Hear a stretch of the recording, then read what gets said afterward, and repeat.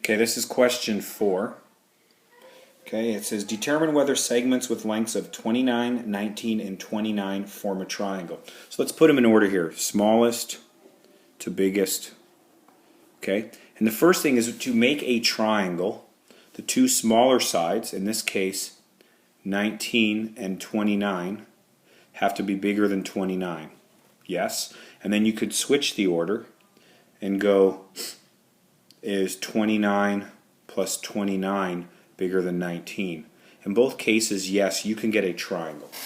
Okay, it's possible to get a triangle.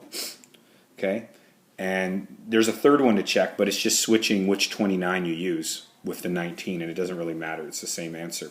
So we get a right. So we get a triangle. Now the question is, do we get a right triangle?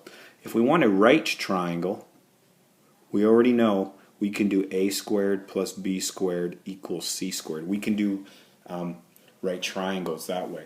If it doesn't, then we might get obtuse or acute. So if it turns out that the a squared plus b squared, if the two smaller when you square them is bigger than c squared, you get an acute.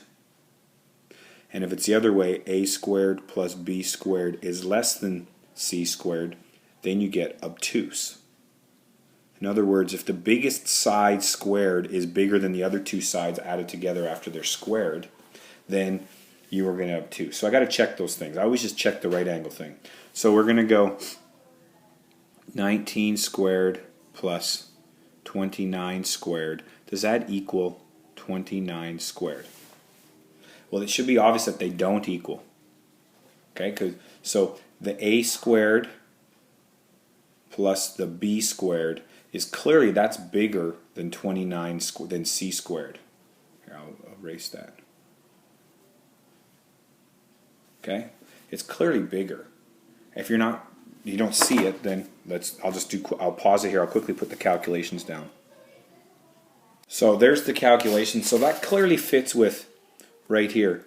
This is bigger than this. That fits with right here. This is an acute triangle. So the answer is an acute triangle.